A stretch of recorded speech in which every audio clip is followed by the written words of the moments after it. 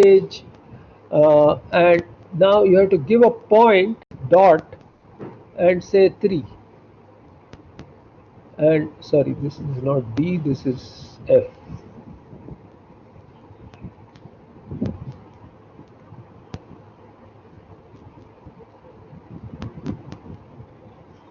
Okay, so now if you give 0.3f, notice that you have to give this point, right? Otherwise it will be confused with minimum width. So if you give percentage 0.3f, then this will be printed as just 1 minute, 3.141.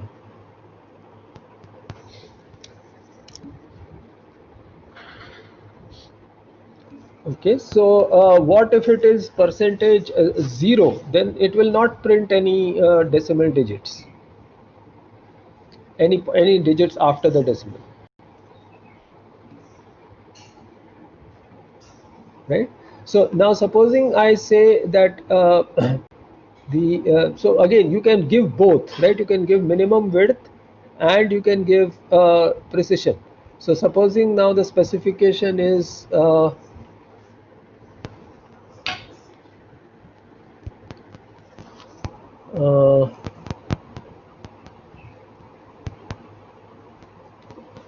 so specification is, let us say, this is how many? This is 6 plus 2, 8. So let us say it is 10.2f, right? So that means it must have at least 10 spaces, 10 characters. It must occupy at least 10 characters. There should be 2 places after the decimal. So how will it print it? This whole thing has, notice, 6 plus 2, 8 characters, right? So it will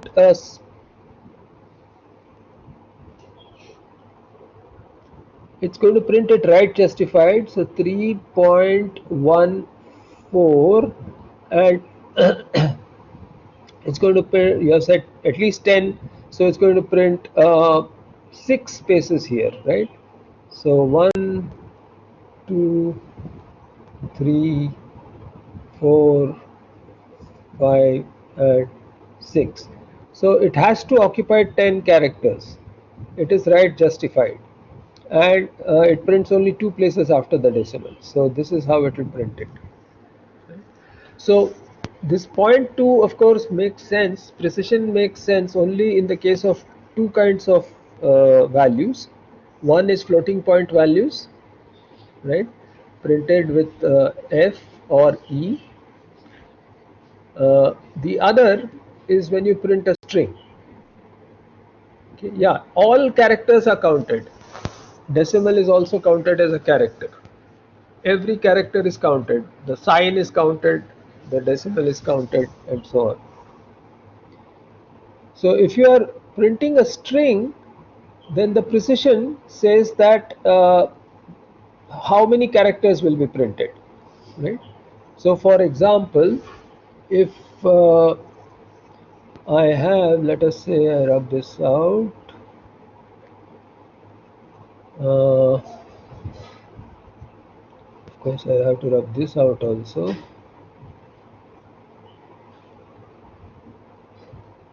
and I have a string here, let us say it is called string.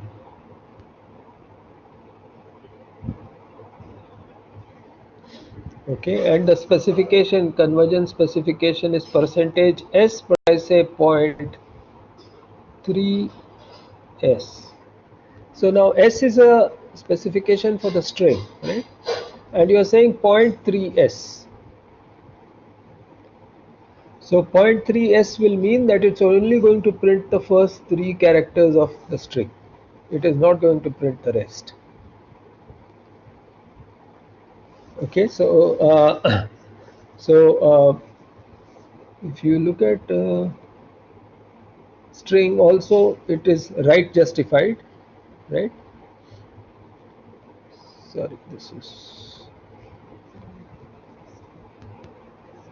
misbehaving.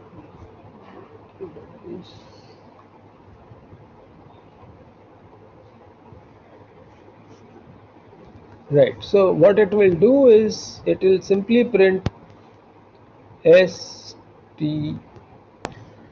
Okay, there is no minimum width specification, so there is nothing here. If you give instead percentage 6.3s, then it must have at least 6 characters. So this will be printed as space space space S T R. Right, so only 3 characters will be printed, the first 3 characters, and the minimum width is 6, so that will be filled up with spaces. So that takes care of the precision part. So we are left only with the size part, and the way the size works is given here, right? So size is a modifier which actually works with certain kinds of conversion characters, right? So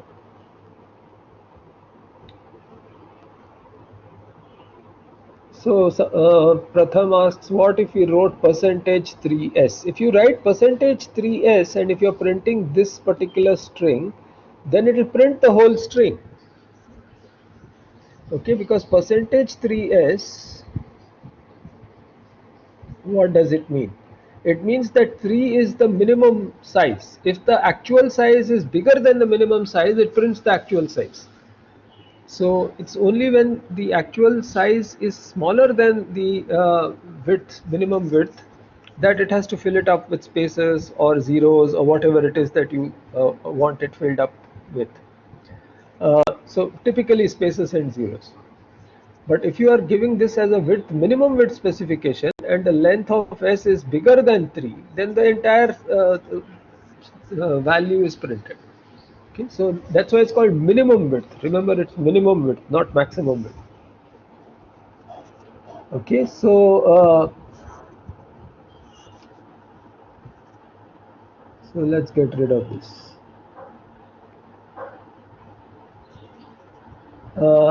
If you want to print with a minus sign, what? String, there is no notion of a minus sign. If it's a number, the sign will always be printed if it is a minus, right? It will always be printed if it is a minus. The flag that we talked of, notice if you write the flag, if you write the plus flag, then even a positive number is printed with the plus sign. Negative sign is always printed by default. For a string, there is no notion of a sign, right?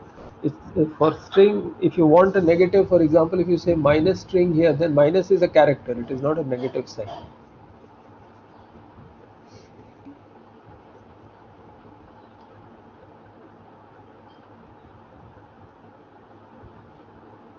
The dot is telling you how many characters of the string should be printed. Okay, Arjav has asked this question. So see, for a number, the precision is clear what it means. For a floating point number, it's the number of digits after the decimal. What does it mean for a string? So if you have a percentage s specification, then dot 3 means print only the first 3 characters of the string.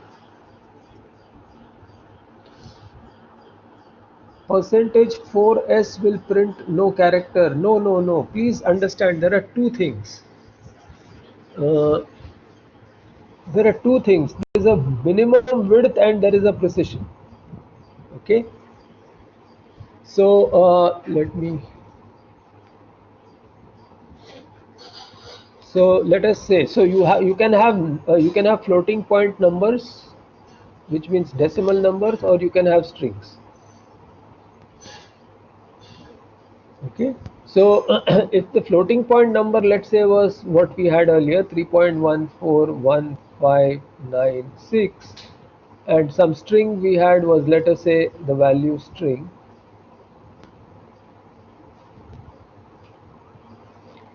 then if you give a percentage, so your specification is, let's say, percentage, then the first thing is you can have width optional. Remember, this is optional, and then you can have precision.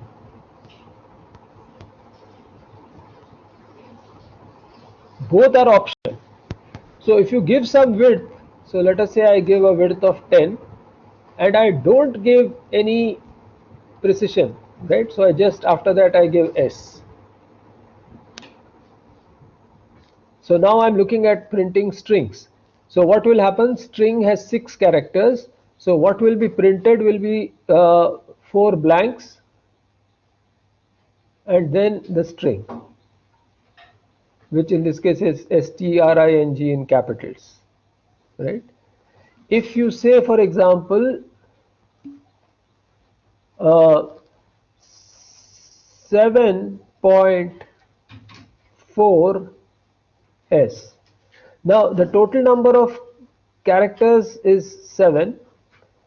You are going to print only 4 of the characters from the value. So we will only print stri and will occupy 7 spaces. So basically there'll be 1, 2, 3 spaces, then S, T, R, I. Okay, so the total is 7 and point 4 says only print the first 4 characters of the string. So when you are using precision, you must always put a dot. So that is the dot. If you write, for example, percentage 0.4s and you're printing the same thing, then this will print stri without these spaces, because it will print whatever is being asked to be printed, namely 4 characters of the string have to be printed. So only 4 characters are printed and that is the space it occupies. If the minimum width is 7, then obviously the minimum number of characters on the screen or on the paper has to be 7 characters. And so you pad it with blanks. So is it clear what you have? So notice that minus makes sense only if you have numbers, right? Because it is printing a sign. Minus doesn't make sense if you have strings. So minus is not something that will go with strings.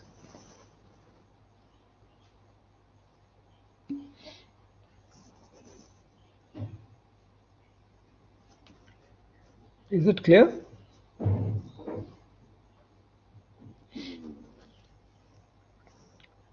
So so we'll see later. We'll see examples later on, so you understand how it works.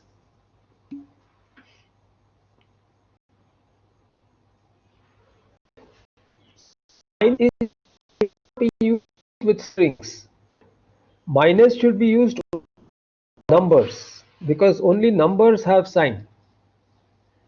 Strings don't have any signs. Strings are just a sequence of characters. So even if you have a minus sign there, it doesn't make any sense.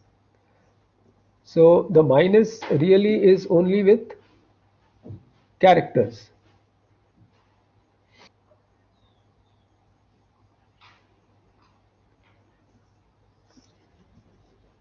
So if you look at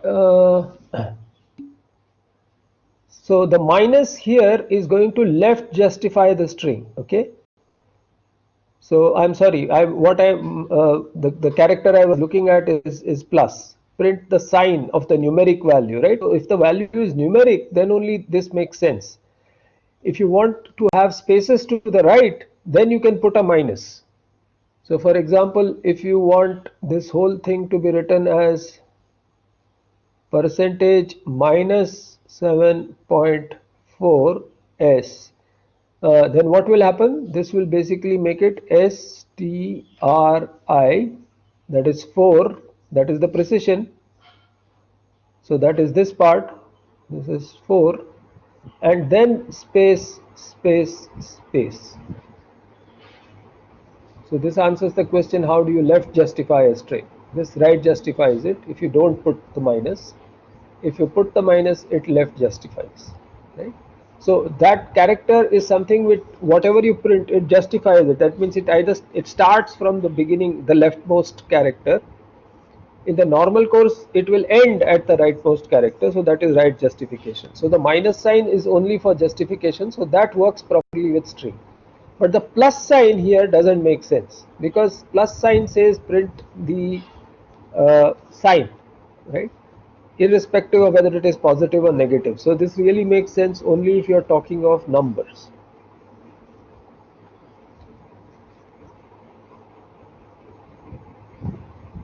I hope that answers all your questions. Okay.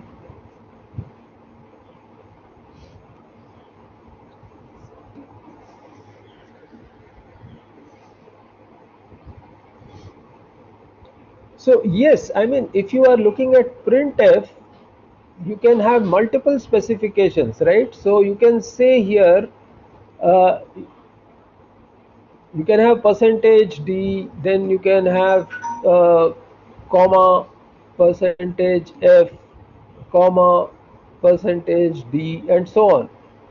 So this is saying you need three values here. So for example, I may be an integer, then a may be a float, then j may be another integer.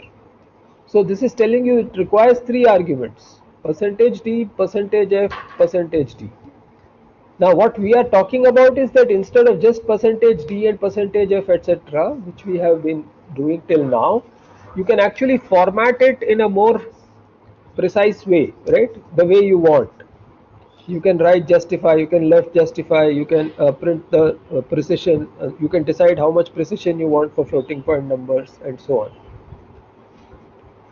See, notice that this is a specification. Everything else will be printed as is in a format specification, right? So if I, instead of putting a comma, if I put a vertical bar, it will print this vertical bar.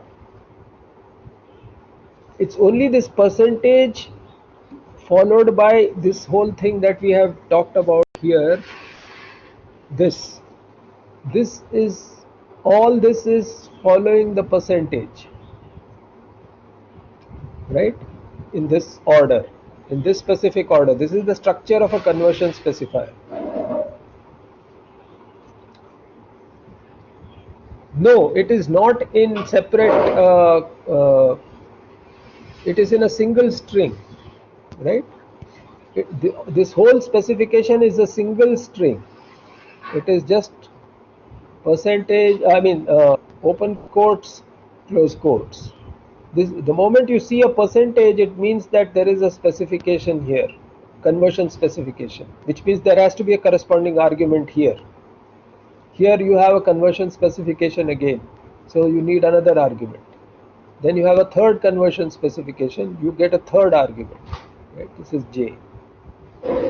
So this is how, this is the syntax of any printf statement, right? The conversion specification must have a corresponding argument. So you basically decide how many arguments you are by the number of conversion specification in the format specifier.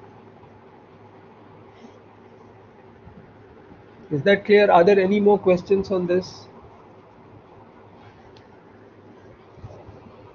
Okay, so try these things out.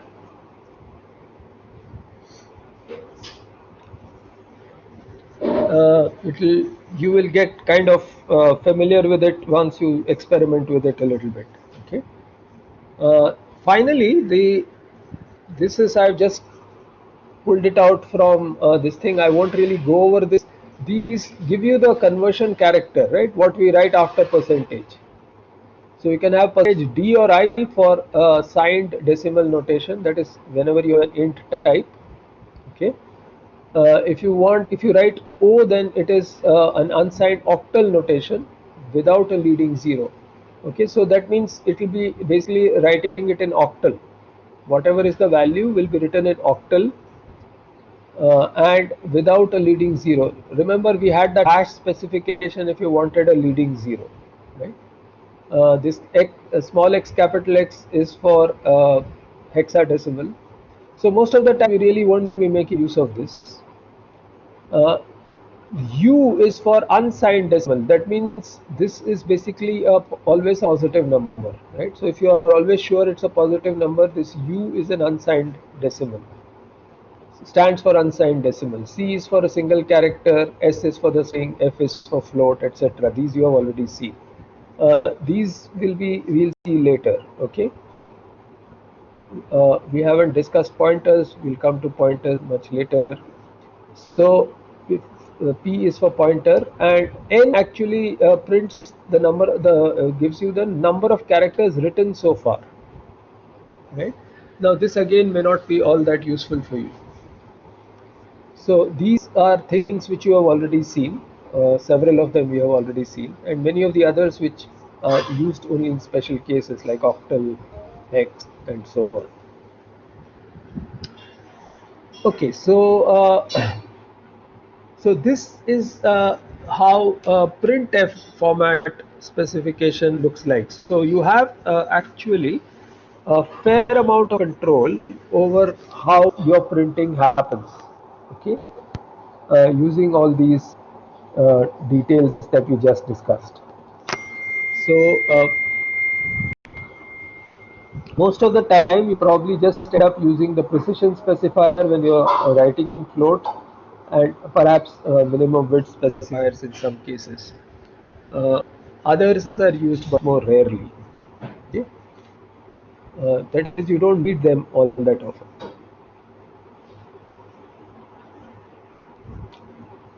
Okay, so this is now regarding, we have finished with the print statement and what happens inside the format specifier in some amount of detail. Now we go to some other input output statements. So till now we have looked at basically just two, which are formatted statements. So for output we looked at printf, and for input we have already seen scanf, right? So these are basically called formatted input output statements, right? IO statements.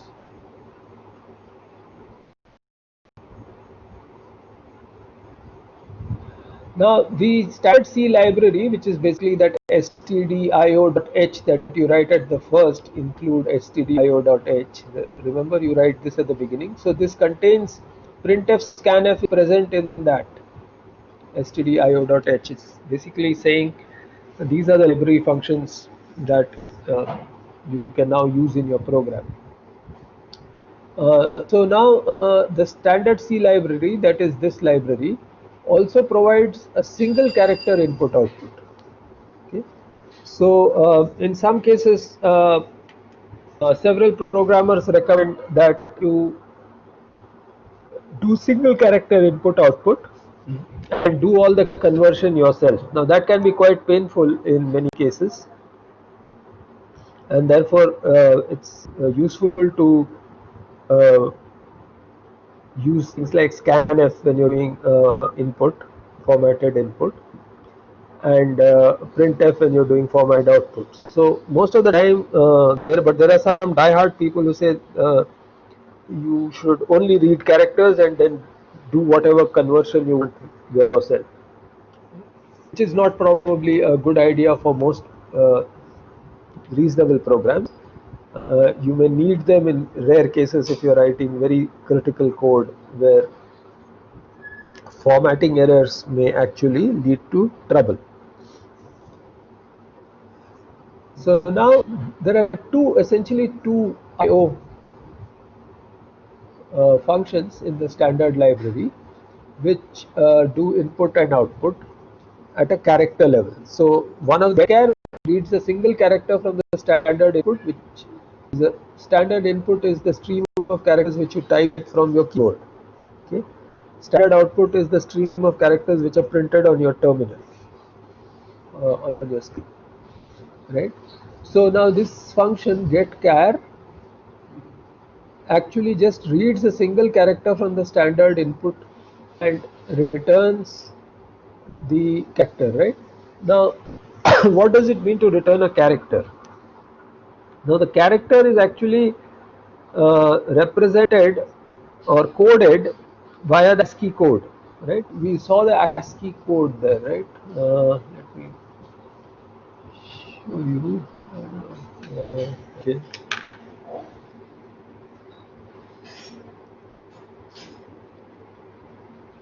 So I'm searching for ASCII code, and here is an ASCII. Let's look at the Wikipedia entry.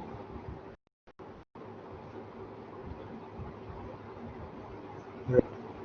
So if you kind of see this,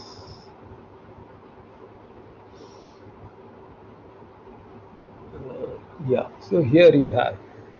So this gives you the ASCII code is a 7-bit code, right? So it has 7 bits. It tells you in binary, octal, decimal.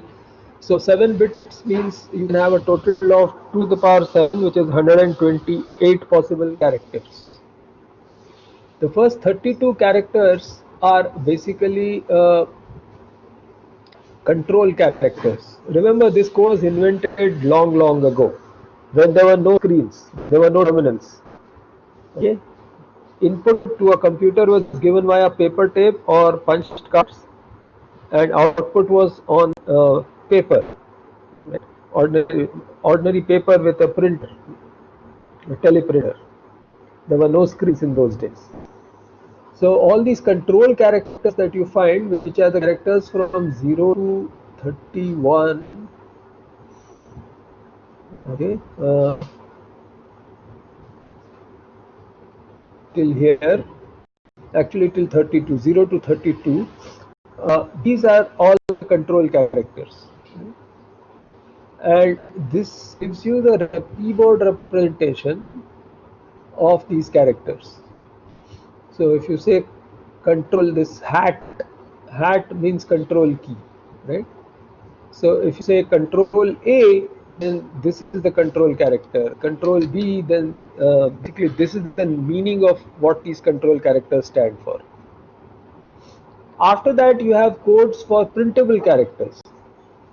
So starting from 32, okay, remember it starts from 0. So 32 means it is the 33rd character, 33rd value. 32 stands for space, then uh, exclamation mark, quotation mark, hash symbol, dollar, etc. And then finally you have numbers. So 48 is 0, 49 is 1, and these are the bit patterns. Okay, and so on. So 0 to 9 followed by some more characters, and then you have the letters. You have A, B, C, D, capital letters first, followed by some more symbols, and then the small letters after that, all in a sequence.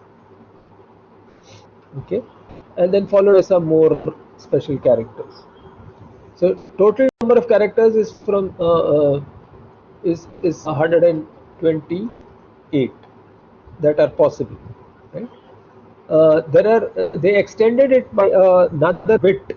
So this was the 7-bit ASCII code, and notice that these were the 63 version, and then there was 65 version. So this gives the complete code. Okay. Then they had 8-bit, so extended ASCII, which allowed you. So these are the 7-bit codes. Then you had 8-bit codes, which is called extended ASCII.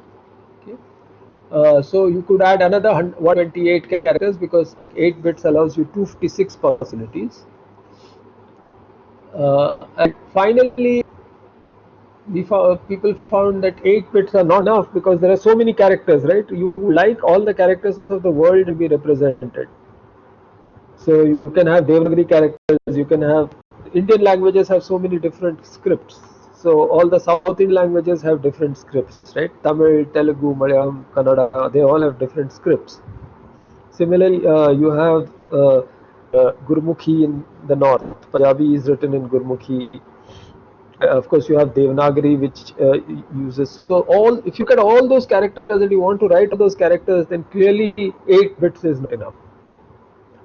So they invented a standard called Unicode, which is actually 16 bits and then finally 32 bits, so that everything could be written, right? For example, if you want to write Chinese, Chinese is an ideographic script, right? Which means that every character stands for a full word, and then you change the character slightly, it changes the word. So it's not written alphabetically. So you don't have a fixed alphabet. Instead, you draw the character and you want to make it mean something. There is another drawing, right? So these are called ideographic scripts. So the number of characters can be in the thousands. So because of that, you now have UTF-8, you have this UTF-16, which is the standard thing, and you have UTF-32. So it depends on what UTF you are using. Most of the time when we are using our computers, the coding is UTF-8, right? Some languages allow UTF-16 coding. Java, for instance, uses UTF-16 coding. So you can write Indian characters in Java, and so on. So this code is simply a number. So since it is just a number, remember C was invented around the same time.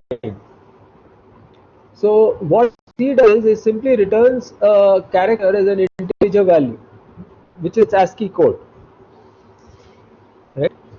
So C has this kind of, in one sense it's a bad thing because it simply returns an integer, right? And you can treat it like an integer. We'll see a program which does that.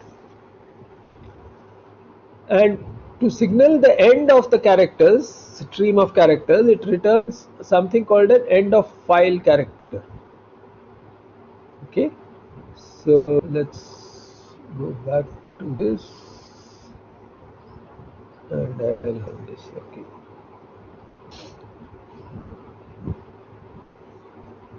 so end of file is returned when there is no more input and the end of stream is reached. So when we are going to study files, which are basically not, you can take input from files instead from the keyboard, then end of the file essentially means that you have reached the end of the stream of characters. So similarly, if you want to signal that you have finished input, you will have to give an end of the stream character to the thing, so that that character is read and the reader understands that okay, I've reached the end. So that is called EOF, and EOF is a specially defined character which cannot be the encoding of a known character. Typically it is encoded as, it is put into this stdio.h. Typically the value of it is a negative number, -1, right? And that is one reason why you make this encoding an int, so that you use a minus value to show that the character stream has ended. So that is the EOF character. So you should use this EOF directly. It is part of stdio.h, and it is defined as the value -1, right? It can be defined as any value, but -1 is the most often. And it can be defined as any negative value, but -1 is what it is generally. So just like get character, you have put character, which takes a single argument, which is a character, and it writes this character on the standard output. So in this case, which it means the terminal or the screen. Okay. And it also returns a value. Now this get character will read something and it will return the corresponding character, which means it will return an integer which codes for that character. Similarly, put character will write this character, but at the same time it also returns character value, right? Whatever character has been printed out. It need not have done that. It could have been defined with a void, but that is not how it has been defined. It's always defined with an int. So it returns the int value of this character. Okay. So as I told you earlier, that C encodes characters as unsigned integers, so it can actually do arithmetic operations on characters as if they were integers. Now this is actually bad. This is not good programming style or practice, because characters are characters and integers are integers. They should not be confused. But because of the coding that C does, that is representing characters as integers, you can simply say read a character, add 1 to it and write it out. So what it will do is it will give you the next character. Yeah, so when you add two characters, it's going to add the two corresponding integers. Right? If that resulting integer is a valid encode for some character, then it will represent that character. So that is actually not a nice thing about C. It's a slightly bad thing about C, right?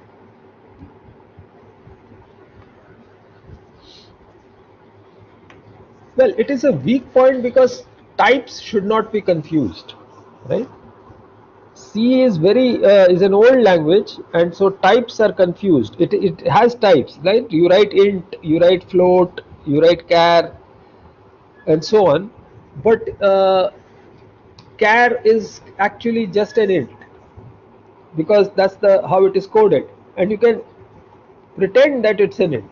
So you can do arithmetic operations on that. So you lose track of the fact that actually you're dealing with a very different type, namely a character type. So newer languages don't do that. You can't take a character and they may be also coding it as an int, but they don't allow you to do arithmetic with it because it doesn't make sense to add two characters. You can only add two numbers. So the code for the character should be distinct from what it actually is, namely it is a character. You can concatenate a character to a string. You can get a substring, or you can ask a question like, is this character present in the string? These are the operations you can do. But what does it mean to say you are adding a character to another character through an arithmetic operation?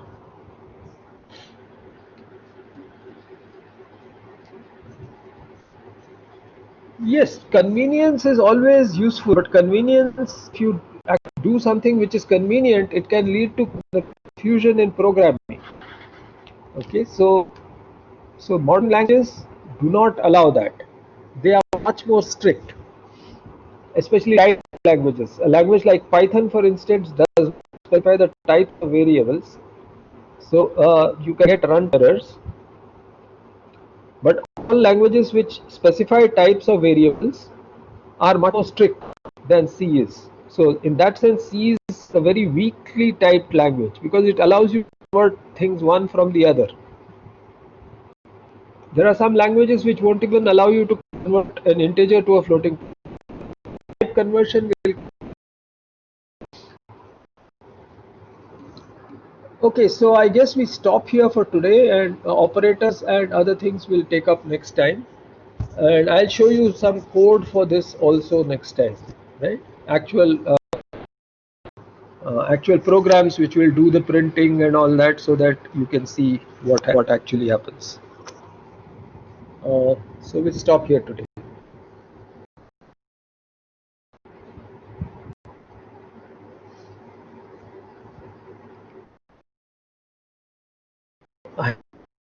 We'll have a help session. So if there is enough need for a help session, we will have it.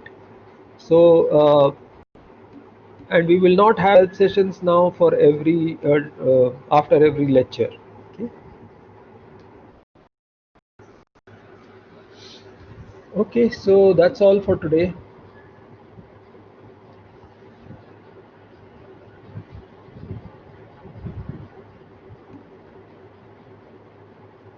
No, the lab will take place.